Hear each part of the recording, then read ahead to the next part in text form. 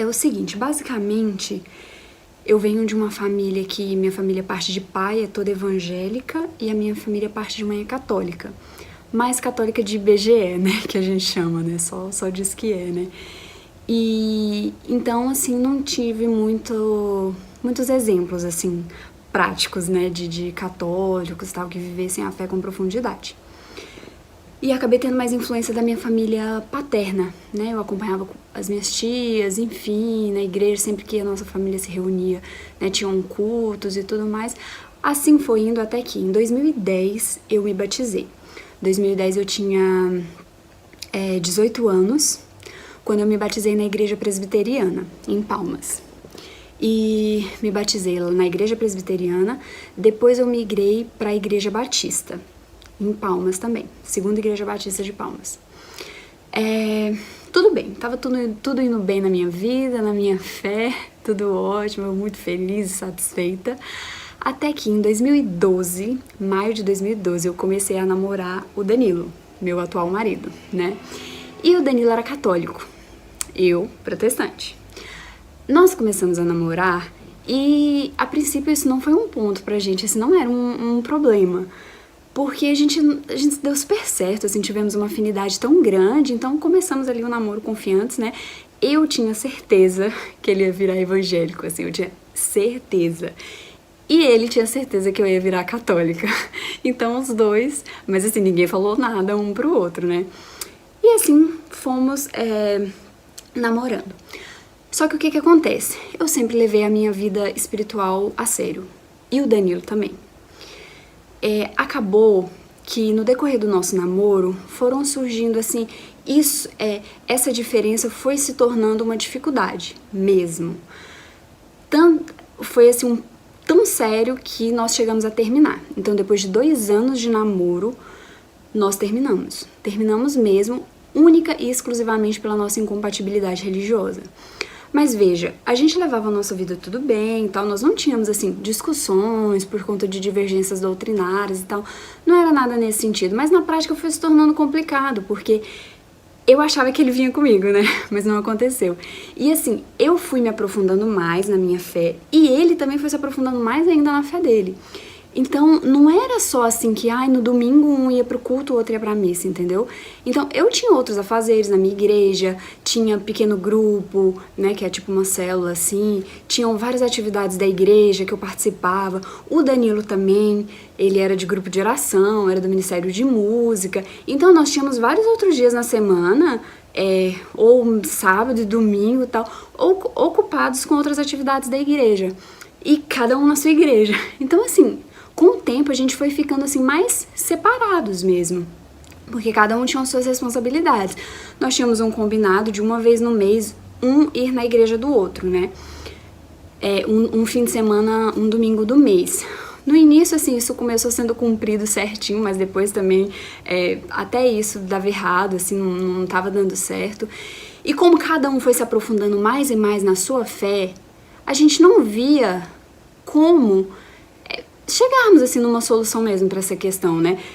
Quando a gente pensava assim, tudo bem, como vai ser o casamento? Não chegávamos num consenso, porque o Danilo não... Eu falava assim, não, então a gente vai ter que casar, a gente casa num campo, né? Num local aberto, assim, aí vai o padre, vai o pastor, e aí o Danilo, não, eu não abro mão de casar na igreja, eu vou casar dentro da igreja. E aí eu falei, meu Deus, mas como que o pastor vai lá pra dentro da igreja também, né? Mas não só esse detalhe, né? Mas quando a gente parava pra pensar na prática mesmo, né? O próprio ensino pros filhos de muitas das doutrinas. E também como se no namoro já era tão difícil pra nós, né? Ter que ir sozinho pra igreja. Eu sentia tanta falta de ter um companheiro comigo na igreja. Ele também sentia. Então já era algo que nos incomodava. Então chegamos à conclusão de que, ninguém vai mudar? Eu não ia mudar. Ele não ia mudar. Então, se ninguém vai mudar, nós vamos terminar, porque se o namoro é feito com o objetivo de casamento, né, e nós não vamos casar desse jeito, então vamos terminar. Terminamos. Com 2 anos de namoro. Então, em 2014, a gente completou 2 anos, maio também de 2014, nós terminamos. E nisso nós ficamos assim, foi um término de verdade. A gente não se falava, nada. Não nos falávamos, assim, nada. E ficamos assim, em média de 3, 4 meses, mais ou menos, separado. E é engraçado, assim, porque a gente escutou, né, na época, né, alguns comentários do tipo, poxa, gente, mas se é amor mesmo, né, a religião não pode ser um motivo de separação, porque de verdade, esse era o único motivo. Nós dávamos certo em absolutamente tudo, menos nisso. Só que isso era o ponto mais importante, e a gente tinha plena convicção disso, né. Então, a gente ouvia, né, esse é amor mesmo, a religião ela não pode ser um motivo de separação e tal, mas acontece que a dimensão religiosa, né, de uma vida, ela não pode ser dissociada de nada que essa pessoa faça, né? Então, se Deus ele realmente é uma presença, se Deus é uma presença real mesmo em mim, né, não tem como eu fazer nada se envolver a minha vida religiosa. Isso pra gente, assim, era sério e era claro e gerava uma angústia muito grande. Então, por isso, né, terminamos. E aí tudo bem, mais ou menos em outubro de 2014, nós voltamos. Voltamos, confesso, mais por uma carência emocional mesmo, né, sei lá, enfim, algo assim, porque o nosso problema não estava resolvido e não tinha nem perspectiva de se resolver, porque eu permanecia firme na minha e ele na dele. Aí a gente voltou assim até meio escondido, assim, no sentido de que, né, não ficou uma coisa muito pública, porque nem a gente sabia se ia pra frente ou não esse negócio, né, nós estávamos muito angustiados, mesmo, muito angustiados.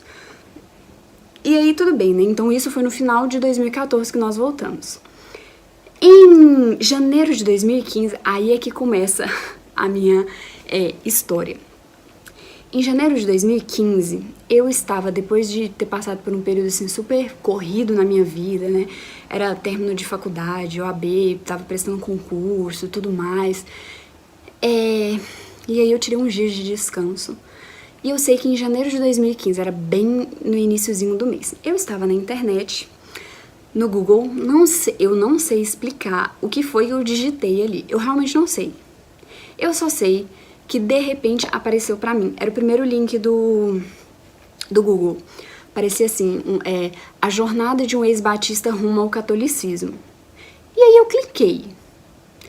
No que eu cliquei, eu comecei a ler. E aí começava assim, se apresentando, né, falando, olha, meu nome é Fábio, né, Fábio Salgado e tal. E aí ele escreveu, né, um pouco da vida dele, ele era, né, mestre em filosofia na época, estava fazendo mestrado. E resumo da obra, o Fábio, ele tem uma vocação intelectual, assim, muito específica, né, e lá ele relatava que ele vinha de uma família, assim, de 4 gerações de protestantes tradicionalíssimos, assim, de Brasília e tal, que ele nunca teve contato com nenhum católico na vida dele, assim, nunca tinha pisado numa igreja católica, nada. E como ele desses, assim, bem inteligentes e tal, teve a fase dele de se afastar da igreja, se tornar ateu, depois agnóstico e tal, voltou pra igreja. Aí no que ele voltou pra igreja, ele resolveu, falou assim, não, eu vou estudar a história do cristianismo mesmo, assim, desde o princípio e tudo mais. Enfim, eu sei que era um texto muito bem escrito, mas assim, muito bem escrito mesmo, que prendeu a minha atenção. Então eu comecei a ler, eu continuei. E era um relato grande, o relato do Fábio tem 24 páginas, salvo engano. Então, mas assim, era muitíssimo bem escrito, ele ia contando assim, alguns detalhes, né, de toda essa caminhada, dava muitas referências de estudos.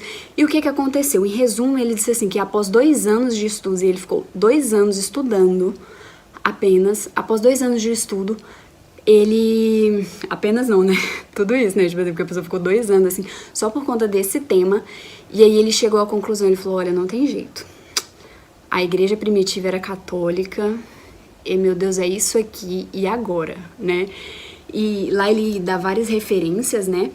E então, com o Fábio, eu li aquele relato e falei assim, meu Deus do céu, o que é isso que tá acontecendo aqui? Não é possível, né? E aí ele conta que, como eu afirmei já, né, que ele não conhecia nenhum católico, e depois desses 2 anos que ele teve essa conclusão, ele falou, tá, meu Deus, tudo bem, então tá, eu acho que eu preciso ir numa primeira missa, né, eu preciso ver como é esse negócio, será que é isso mesmo e tal, e foi aí que ele foi, na primeira missa dele, e ele contando também como foi essa experiência, é muito belíssimo. Sei que no final desse relato, o Fábio deixava o e-mail dele, e eu terminei de ler o relato, eu estava assim, abismada. porque era muito bem escrito. Era muito bem escrito e não é só por uma questão de escrita, mas assim, tinha sentido, entende? Tinha coerência. Você via que não era qualquer pessoa assim falando, entendeu? E ele dizia que ele tinha uma namorada que era protestante e tal, e que ainda era. E isso me instigou a mandar no fim do relato ele deixava o e-mail dele, isso me instigou a mandar um e-mail pra ele. Até minha curiosidade inicial era pra saber como que ele estava fazendo com a namorada dele, já que ela ainda era evangélica e ele já era católico, né? E ele dizia que não imaginava, não concebia, né, ter um casamento que não fosse católico e tal, não sei o que lá. E eu falei, gente, como é que você tá fazendo? Quem sabe ele pode me ajudar, né, a conciliar, assim, o meu relacionamento. Mandei o e-mail. E surpreendentemente, assim, no dia seguinte, o e-mail que o Fábio me mandou foi dia 5 de janeiro de 2015. Me respondendo era simplesmente um e-mail enorme. Não, vocês não podem entender. O e-mail era enorme. Eu recebi uma atenção, assim, do Fábio que não tem explicação. E lá ele começou a descortinar, assim, a falar, né, enfim, outros detalhes. E nisso nós começamos a conversar, e nós começamos a trocar, assim, vários e-mails. E o que eu posso dizer de tudo isso é que, assim, em síntese, o Fábio me catequizou. E quando eu lembro daquela época, assim, é impressionante, porque como ele já foi também, assim, né, como ele já foi evangélico, então ele sabe como a nossa cabeça pensa, né, como a nossa cabeça pensava, então as próprias explicações, né, de algumas doutrinas católicas e tudo mais, comunicavam melhor, né, porque ele sabe como a cabeça da gente, né, ele sabia como a minha cabeça pensava, por exemplo, né, então ele conseguia dar explicações, assim, que me faziam compreender, né, de uma maneira melhor. E aí, por meio do Fábio, que ele foi me falando, né, tudo isso por e-mail, tá, gente? Era um e-mail maior que o outro, vocês não podem imaginar, um e-mail maior que o outro. Por meio do Fábio, eu conheci também o Padre Paulo Ricardo, que tem um apostolado na internet, assim, muito conhecido, né, pra quem não conhece, fica a dica, assim, porque eu também posso dividir a minha vida, né, em antes do Padre Paulo Ricardo e depois do Padre Paulo Ricardo, porque eu entrei, assim, no site dele e foi como um mundo descoberto, né, e também por meio, o Fábio me introduziu eu conheci, assim, a amplitude das obras do Scott Hahn. O Scott Hahn é um ex-pastor presbiteriano que se converteu ao catolicismo, né? E ele tem um livro que é um dos livros mais conhecidos, né? Que chamam Todos os Caminhos Levam a Roma, em que ele relata a história de conversão dele. Inclusive esse livro, o Danilo tinha me dado esse livro, assim, um pouco antes da gente terminar. Ele me deu esse livro pra eu ler e eu não li. Na verdade, assim, eu confesso, eu li o primeiro capítulo. Eu falei, eu não posso prosseguir nessa leitura. Eu acho que eu não tenho preparo, assim, espiritual pra prosseguir nessa leitura. Vai dar errado se eu seguir nisso aqui, vai que eu me convenço de qualquer coisa, né? Eu não me senti nem um pouco preparada, então eu não continuei. E aí, quando ele me perguntou se eu tinha lido ou não, eu falei que eu não tinha lido. Nossa, ele ficou super chateado. Ficou muito chateado. Inclusive, o nosso término foi logo em seguida, assim, pra ele foi como um estopim, né? E olha que a gente não ficava discutindo sobre coisas de religião, mas é que ele falou, ai, gente, mas nem um livro, assim, você quer ler, né? Você vai ler. Enfim. E então eu comecei... Aí o Fábio falou, olha, Larissa, a primeira coisa que você tem que fazer é ler o livro do Scott Hahn, o Todos os Caminhos Levam a Roma. Isso aí é o ponto de partida, né? E aí... Só que o que acontece? Uma coisa que eu quero deixar bem claro. Quando eu comecei a conversar com o Fábio, eu não tinha a menor pretensão de me tornar católica. Mas assim, eu não tinha a menor. Na verdade, isso pra mim nem era uma questão. Eu nem cogitava. Não era uma coisa que estava assim na linha do meu horizonte, entendeu? Não estava. Foi uma conversa assim mesmo despretensiosa. A intenção era saber ali do relacionamento. Só que, e aí depois assim, que ele foi instigando algumas coisas e eu fui demonstrando que eu não tinha o menor conhecimento daquilo, porque eu realmente não tinha, né? Eu falei, gente, pra mim você tá falando grego, assim, né? E aí ele falou pra mim, né? Ele falou, Larissa, olha, não tenha medo, porque veja, se você resolver agora a entender um pouco mais do catolicismo, a ir adiante em algumas leituras que eu tô te orientando e tudo mais, se você decidir isso, você só vai ganhar. você só vai ganhar, porque o objetivo não é que necessariamente você se torne católica. Mas se você... assim, a gente só pode, e é verdade, né? A gente só pode discordar, assim, né, daquilo que a gente entende como funciona, né, aquilo que a gente realmente conhece, então estudar isso aqui vai ser muito bom pra você, porque se não te fizer tornar católica, porque, bom, essa não é a intenção primeira mesmo, vai com certeza te fortalecer na tua fé, porque você vai falar, não, realmente, isso aqui eu não concordo mesmo, então vai te fortalecer na tua fé, e com certeza isso vai te ajudar a discernir mais ainda o que Deus quer pra tua vida, né? E eu falei, é verdade, porque se eu realmente não falar assim, não concordo com nada disso, com certeza eu ia me sentir mais forte, eventualmente pra, sei lá, terminar mesmo, e dizer, olha, não vamos ficar juntos, porque não tem condição, eu não vou viver isso na minha vida. Então eu falei, tudo bem, Fábio, eu não tenho nada a perder, vou prosseguir, né? Nisso eu passei 3 meses estudando, e aí foi, depois Todos os Caminhos Levam a Roma, foi o primeiro livro do Scott Hahn, mas aí depois ele me indicou O Banquete do Cordeiro, Salve Santa Rainha, são todos do Scott Hahn, que eu li, e aí eu fui indo no site do Padre Paulo Ricardo, cursos, aulas, enfim, um monte de coisa, tentando entender. Eu passei 3 meses estudando sem falar nada pro Danilo. Eu não falei nada. Só que aí, à medida que eu fui estudando, que eu fui conhecendo um pouco mais a fé católica, eu fui vendo que os católicos não eram assim tão ignorantes quanto eu pensava, né? Eu descobri assim que eles liam sim a Bíblia, né? Porque é muito clássico, né? A gente ouvir assim, gente, mas tá tão claro aqui na Bíblia, como é que eles fazem tal coisa, né? Se tá aqui condenando e tal. E aí eu pensava, gente, mas não é possível, é só abrir a Bíblia e ler, né? E aí você descobre que não é assim, né? Que eles leem sim a Bíblia. E que tinha uma explicação, no mínimo lógica, ainda que eu não compreendesse ali, eu ainda não estivesse dando crédito, mas de início eu já percebi que existia uma explicação, no mínimo lógica, sobre as doutrinas católicas, né? Sobre, enfim, intercessão dos santos, né? Muitas coisas. E aí o ponto, então, que eu cheguei à conclusão, não fui eu que cheguei à conclusão não, né, foi o Fábio me orientando, né, sempre com ele me orientando. O que eu percebi foi que o ponto não é quem leu ou não a Bíblia, como eu achava, que era simplesmente uma questão de que os católicos não liam a Bíblia, os protestantes liam demais, éramos maravilhosos em ler a Bíblia, né. Então, o ponto não era quem lê a Bíblia, mas qual é a interpretação correta das escrituras. Porque, como eu disse, né, nós católicos lemos também, né? A questão é que os católicos interpretam de um jeito e os protestantes interpretam de outro jeito. Mas aí, se você for pegar dentro do protestantismo, existem várias denominações, né? A gente sabe que existem muitas denominações. E as próprias denominações discordam entre si entre pontos fundamentais de interpretação bíblica mesmo, né? Se você pegar as denominações, né, mais tradicionais e tal, então se você pegar, né, um presbiteriano, de um batista, de um metodista, de um assembleiano e tal, existem discordâncias em pontos fundamentais da doutrina. Ou seja, cada um dá uma interpretação. Embora seja assim, não, todos nós né, cremos que Jesus é o único suficiente Salvador. Mas existem divergências doutrinárias assim, muito importantes.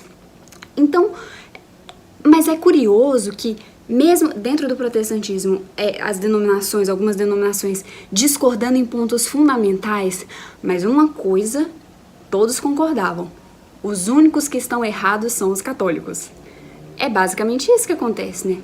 Então isso é no mínimo curioso, né? Aí eu falei, opa, então, pera lá, quem tá errado são só os católicos, mas eles discordam em pontos fundamentais, que negócio é esse? Então eu fui entendendo mais essa questão que se é dada à interpretação, né?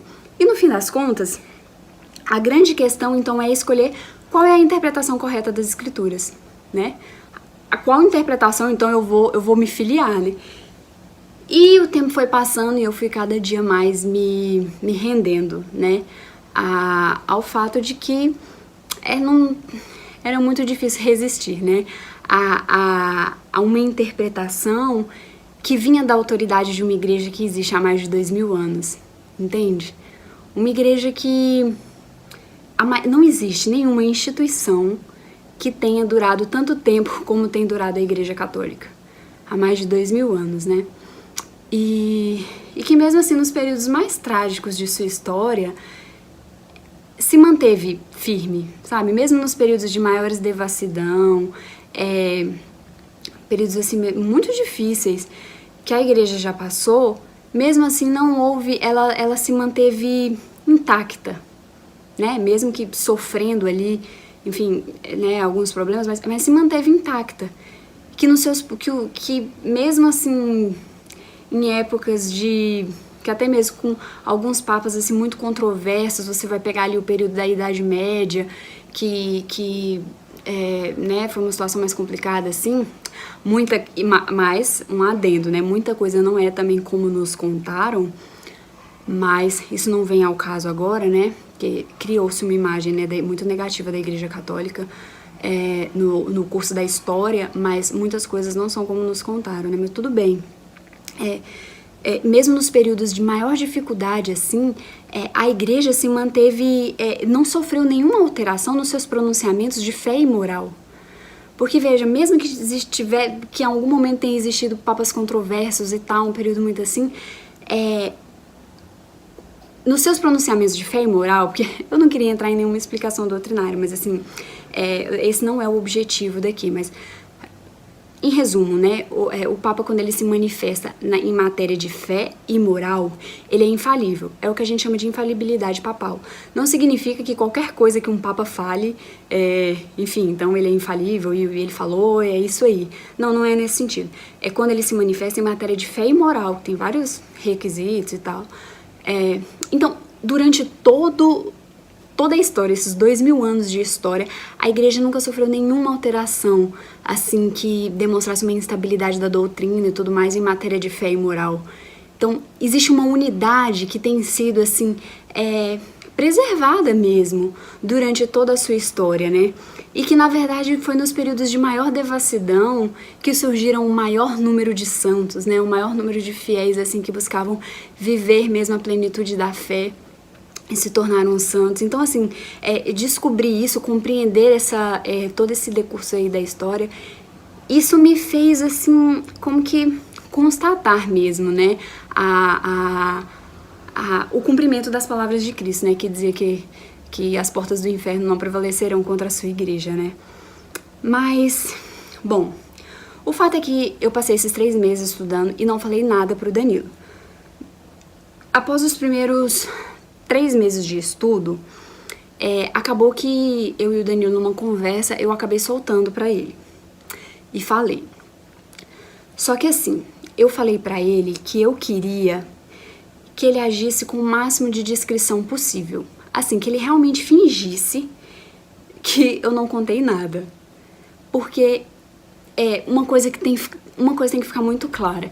Eu sempre quis ter muita certeza de que eu estava fazendo isso por Deus. Em nenhum momento, Deus sabe, Deus ele é testemunha, que esse período foi um período muito difícil para mim. E eu me ajoelhava e eu falava assim, meu Deus, não me deixe, assim, e eu chorava. Eu falava assim, meu Deus, não me deixe ir por um caminho enganoso. Eu não quero que o meu coração, de repente, né, pelo sentimento que eu nutro pelo Danilo, que o meu coração se deixe enganar. Porque muito mais importa a minha salvação, né? Então, eu não quero me tornar católica por conta do Danilo. Eu tenho certeza disso, meu Deus, assim, que eu não quero. Porque eu sei que no primeiro problema que nós tivermos, que com certeza teremos, né, porque essa é a vida, eu sei que no primeiro problema que a gente tiver, o que vai passar na minha cabeça meu Deus do céu, pra que eu fiz isso, né? Agora aqui, mudei pra religião dele, e agora tá acontecendo isso aqui, né? Não dá pra viver assim. E mais que isso, a minha vida espiritual sempre foi uma prioridade pra mim. Eu sempre nutri uma vontade muito grande de conhecer a Deus, de ter intimidade e tal. Então, eu não ia negociar isso, eu não queria negociar isso.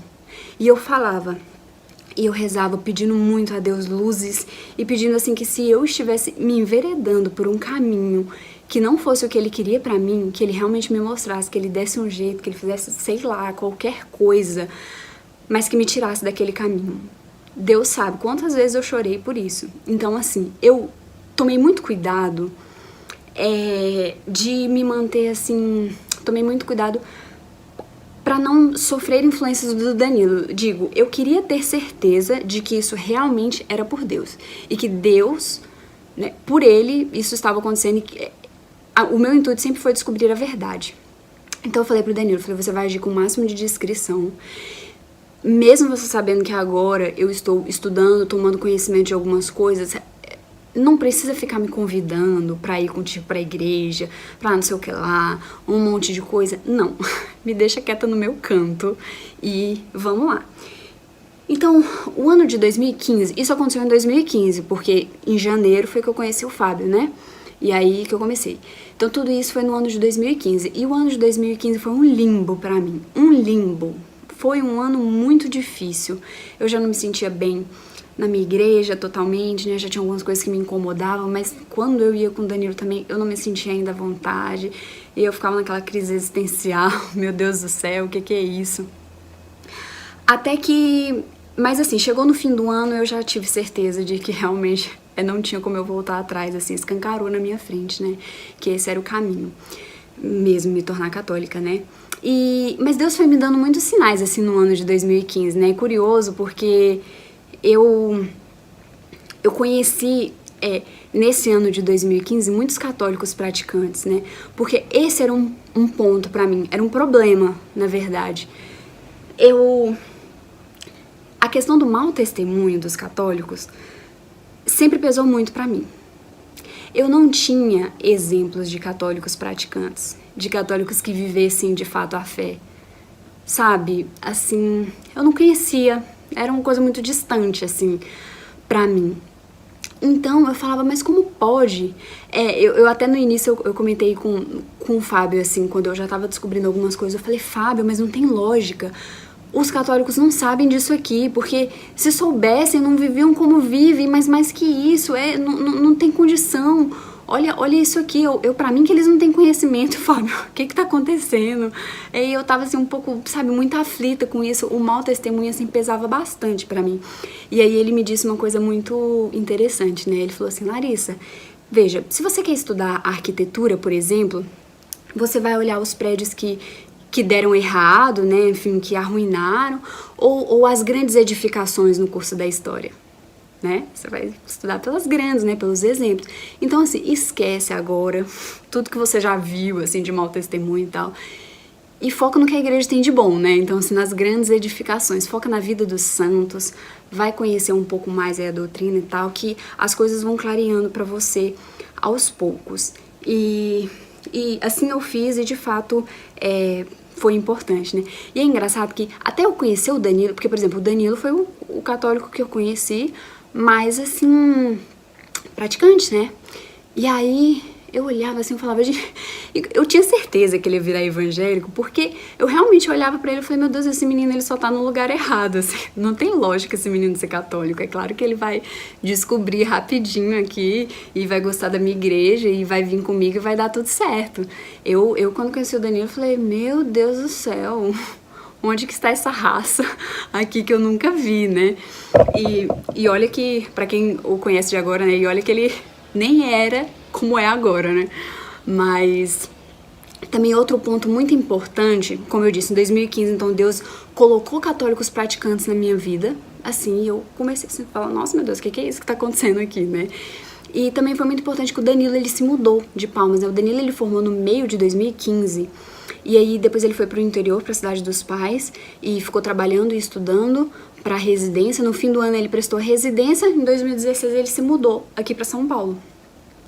Então, em 2015, digamos que eu fiquei mais, assim, sozinha em Palmas. E isso foi muito bom. Pra mim, isso foi, assim, tudo que eu pedi a Deus, porque, como eu disse, eu não queria ter interferências do Danilo. Então, assim, como ele não estava na cidade, não tinha esse negócio, entendeu? Dele estar indo na igreja, da gente sair, sabe, sei lá, sair pra lanchar à noite com o pessoal da igreja dele, que aí de certo modo eu ia estar ali com o pessoal da igreja dele, né? E aí eu queria ter essa liberdade, não é isonomia a palavra, esqueci a palavra, mas assim, não queria ser influenciada por ele em nada, justamente porque eu queria ter certeza de que tudo isso era por Deus mesmo. E aí, chegou no fim de 2015, eu falei, não tem jeito, meu Deus, tudo que eu descobri até aqui, isso aqui tem muito sentido, meu Deus, eu acho que é isso, mas era assim, eu acho que é isso, mas no fundo, assim, um medo de estar fazendo uma decisão errada, pedindo muito a Deus luzes mesmo. Foi um tempo de muita oração, né? E aí eu comecei a rezar por um diretor espiritual. O Padre Paulo Ricardo falava muito da importância de ter um diretor espiritual e tudo mais. E como eu não queria nenhuma influência do Danilo, né? Tipo, ele não podia me indicar ninguém. Aí eu comecei a rezar por um diretor espiritual. Isso no fim de 2015. Até que em fevereiro de 2016, nós estávamos num retiro de carnaval, inclusive. Em fevereiro de 2016, estávamos lá e tal. Aí, de repente, chegou no local onde nós estávamos um frei carmelita. Aí ele estava vestido com hábito, né? Então, com o hábito dele lá, assim, num calor de pão, gente, era 40 graus, assim, tava muito quente. E ele, né, enfim, todo vestido, né, com hábito. Eu falei, meu Deus do céu, que coisa maravilhosa, né? Eu achei lindo, assim, porque lindo. E me impactou. E aí eu fiquei com uma vontade de conversar com ele. Acabou que no meio aí desse negócio, eu e o Danilo nos aproximamos e eu comecei a puxar papo com ele. Conversamos, assim, foi uma empatia tão imediata, né? Em poucos minutos de conversa eu já perguntei pra ele, Frei pode ser diretor espiritual ou só padre? Aí ele riu, falou, não, minha filha, eu posso te acompanhar, minha filha tal, né? E ele é novo, e ele tinha, há um mês só que ele tinha chegado em Palmas, ele tava em Roma, chegou de Roma, direto pra Palmas.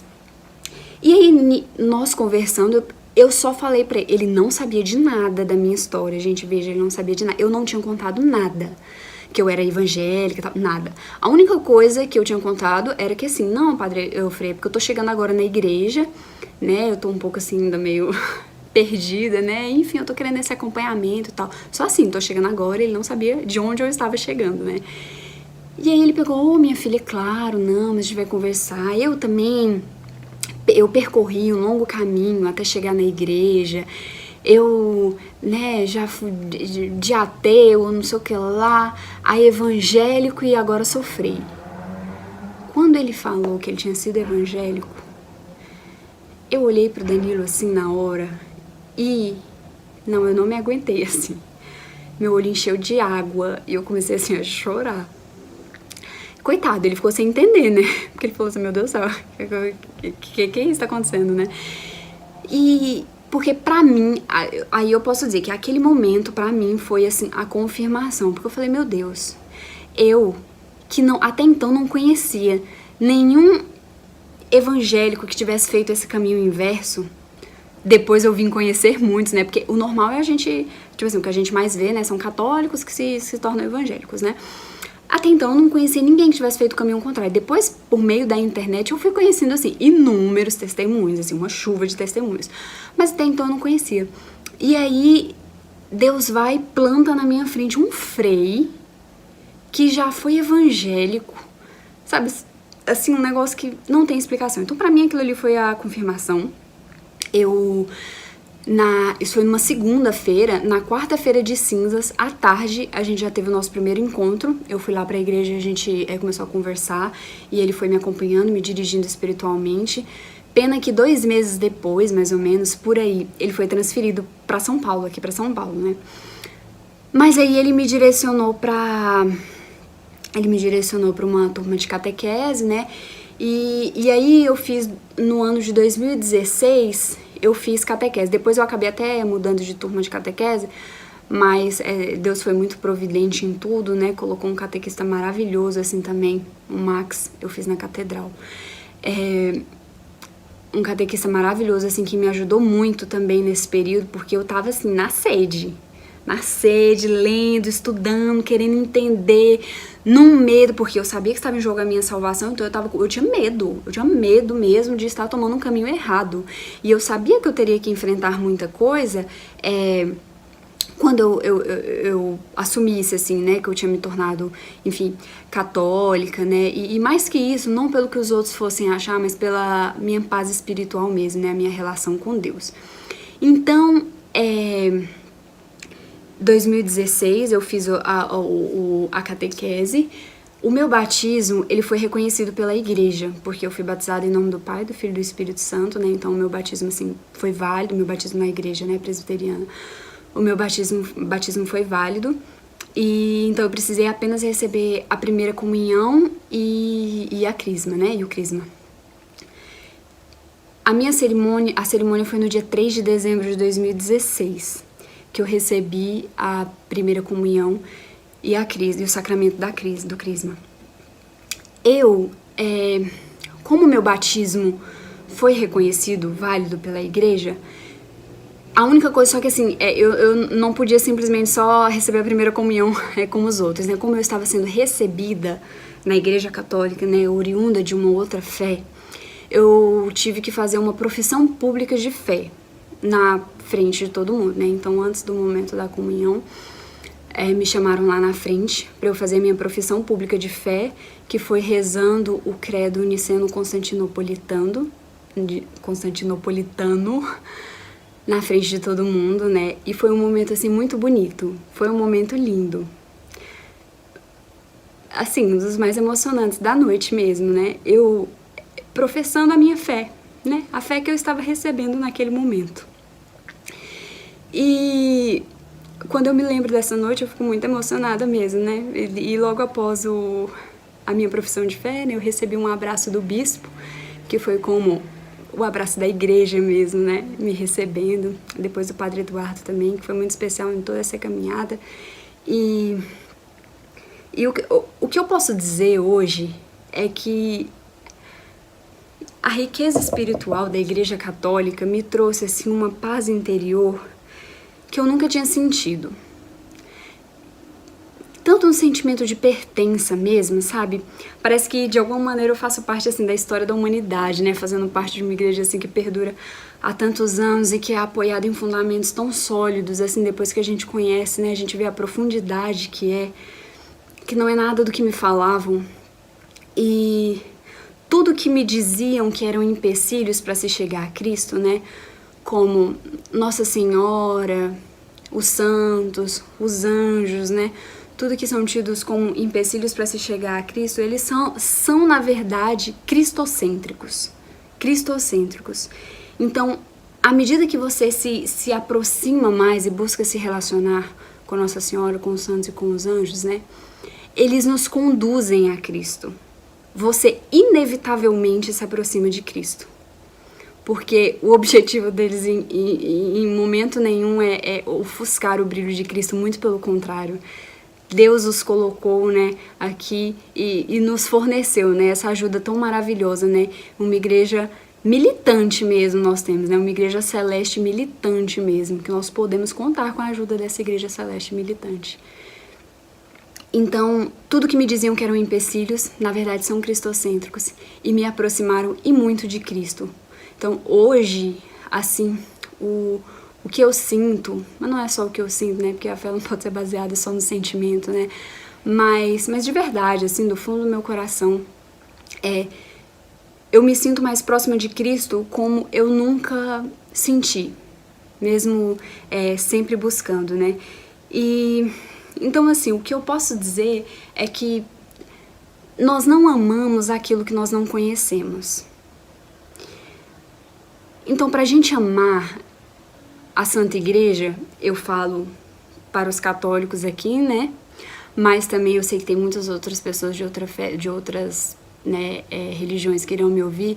Então, seja, enfim, pra tua fé mesmo, entende? Seja ela qual for, assim, a gente não ama aquilo que a gente não conhece. Então, no caso, falando para os católicos, ou que sejam muito praticantes, ou que não são praticantes, ou que tenha alguém que, de repente, tenha afinidade, né? A gente só vai amar quando a gente conhecer, e para isso precisa de muita disposição da nossa parte. Nós precisamos conhecer o fundamento das doutrinas, nós precisamos entender como funciona, buscar conhecimento mesmo, porque se é objeto do nosso amor, veja, quando você se interessa por alguém, por uma outra pessoa, né, assim, pra se relacionar, você quer conhecer aquela pessoa, você quer ter tempo com aquela pessoa, intimidade com aquela pessoa, e vai ser justamente essa troca, essa busca, esse interesse que vai unir, né, os seres. Então, assim também a fé, ela não vai surgir em nós, assim, entende? Tá? Deus, eu sei que Deus é maravilhoso, Ele simplesmente pode infundir, né, é Ele que faz a obra, mas assim, Ele escolheu que nós participássemos ativamente desse processo. A gente precisa buscar, a gente precisa ir atrás mesmo. Hoje em dia são muitas coisas assim que nos tiram mesmo, que tiram o foco de Deus, enfim, da religião, de Deus das nossas vidas. Então, exige ainda um esforço ainda mais, sabe, constante, assim, um empenho muito maior da nossa parte para que a gente consiga, né, ir atrás de Deus, assim, buscar conhecer. Mas não há outro caminho, entende? Não há outro caminho para que a gente consiga, assim, superar as vicissitudes da vida, né, para que a gente consiga enfrentar mesmo todas as dificuldades, porque não adianta, não é porque você tem Deus na sua vida que sua vida vai ser linda, pelo contrário, os desafios virão e muitas vezes virão até maiores, né, porque o inimigo não vacila, e ele, enfim, fica muito aborrecido quando vê uma alma, assim, se voltando para Deus, né. Mas, então não é que não terão dificuldades, né, mas assim, nós temos do nosso lado, assim, a verdade. Entende? A gente tem a verdade, a gente tem o próprio Cristo, o próprio Deus mesmo como fundamento. E sabendo que a nossa vida não termina aqui, isso dá todo um sentido sobrenatural, né, para todas as situações que nós enfrentamos, né? E então é isso. E outra coisa interessante, assim, né, só para compartilhar mesmo, né, que esse caminho percorrido, assim, ele foi fundamental também para que o Danilo se aprofundasse, né, mais na fé, apesar dele ter nascido num berço católico, né, e tudo mais, mas é normal quando a gente nasce, assim, tipo, você já é acostumado com aquelas doutrinas, você já é acostumado, assim, você cresceu vendo e vivendo aquilo, né? Ele vivia muito ativamente a fé dele, mas, assim, muitas vezes não sabia dar explicações da fé, ou, sabe, compreender, assim, um pouco melhor algumas doutrinas. Então tudo isso foi muito bom porque a gente foi crescendo juntos. Eu estudava, eu compartilhava com ele, ele estudava também, e nisso nós crescemos. Nós crescemos muito na fé, crescemos muito o nosso relacionamento, evidentemente, né, porque nós nos tornamos muito mais unidos, e essa busca junto, né, assim, foi muito, muito importante para tudo que a gente construiu até aqui, né. E é isso. Essa é a minha história de conversão, esse foi o caminho que eu percorri. Eu espero que tenha ficado claro como Cristo, ele realmente tem que ser o centro, né? O lema do site do Padre Paulo Ricardo, que é em latim, traduzido para o português, né, diz assim, a nada dar mais valor que a Cristo, né? Cristo nihil preponere. Eu não sei muito bem falar, né, em latim, mas é esse o lema, que significa a nada dar mais valor que a Cristo, né? Nada antepor a Cristo. Então, que esse seja o fundamento das nossas vidas, porque tudo nessa terra passa, tudo passa mesmo, tudo passa, mas é o nosso relacionamento com Deus, e justamente lembrando sempre que a nossa vida ela não termina aqui. É isso que vai nos fortalecer, né, para viver essa vida e que vai garantir também a nossa felicidade. Então, eu só vou finalizar com uma explicação que o Fábio me deu em janeiro de 2015, num dos e-mails que eu acho muito bonito, que é sobre o significado do sinal da cruz. Eu vou ler exatamente o que ele me falou, porque eu não conseguiria replicar, né, falar tão bem como ele disse aqui. Mas é o seguinte, né? Então, sobre o significado do sinal da cruz, né? A gente sabe que em nome do Pai, do Filho e do Espírito Santo, né? Pra mim, sempre foi isso normal, né? Mas aí ele diz, o que significa, né? Deus esvaziou-se de si mesmo e fez-se homem. Por isso começamos de cima para baixo. Deus esvaziou-se de si mesmo e se fez homem. Para resgatar-nos da nossa condição pecaminosa de miséria, para um dia assentarmos-nos à direita do Pai com Cristo, recuperando a dignidade que perdemos no Éden. Por isso, da esquerda para a direita. Esse gesto simples traz à memória do católico o tempo todo que estamos vivos com um só propósito: preparar-nos desde já para a vida eterna. Então, assim como o sinal da cruz, né, muitos outros sinais e devoções católicas, né, que muitas vezes por puro desconhecimento, né, são taxados assim como equivocados ou que como, enfim, mas saibam, há um significado por trás de tudo, e um significado muito profundo mesmo, né? O fato de, às vezes, muitos católicos não fazerem ideia disso e tal, não minimiza a importância dessas práticas, né? Não as tornam descartáveis. É isso. Essa riqueza da igreja é o que mais me encantou, tudo tem um sentido. E bom, eu finalizo esse vídeo aqui. Muito obrigada e até mais.